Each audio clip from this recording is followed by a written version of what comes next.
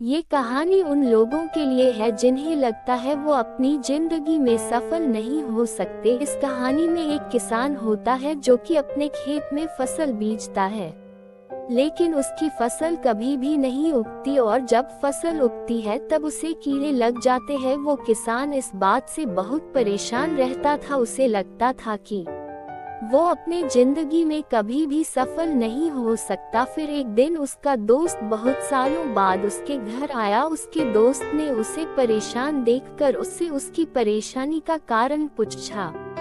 उसने अपने दोस्त को सारी बात बताई। किसान की बात सुनने के बाद उसके दोस्त ने उसे एक संत के पास जाने को कहा।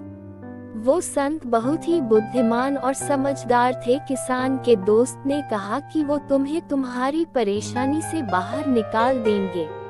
अपने दोस्त की बात सुनकर किसान अगले दिन उस संत से मिलने के लिए गया। संत को मिलने के बाद किसान ने संत को सारी बात बताई और पूछा कि मैं सफल कब हो सकता हूँ।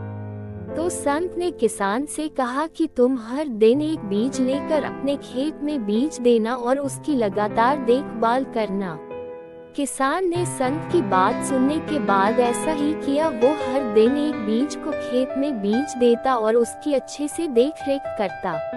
उस बीज को पानी देता और कीड़ों से बचा कर रखता। ऐसा करते करते एक महीना बीत गया। किसान ने देखा कि उसने जो बीज अपने खेत में बीजे थे उनमें से कुछ में से पौधे निकल आए हैं। उन पौधे को देखकर किसान बहुत खुश हुआ। उसने अपना काम जारी रखा।